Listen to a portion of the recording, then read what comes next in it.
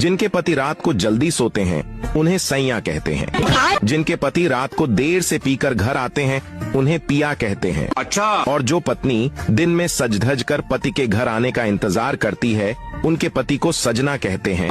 जिन पतियों की पत्नियों के डर से आंखें नम रहती हैं उन्हें सनम कहते हैं। जो पति कभी कभी नौकरी के कारण घर आकर दर्शन दें उसे परमेश्वर कहते हैं। जो सुबह शाम बेलन खाकर माँ माँ चिल्लाए उसे बलमा कहते हैं।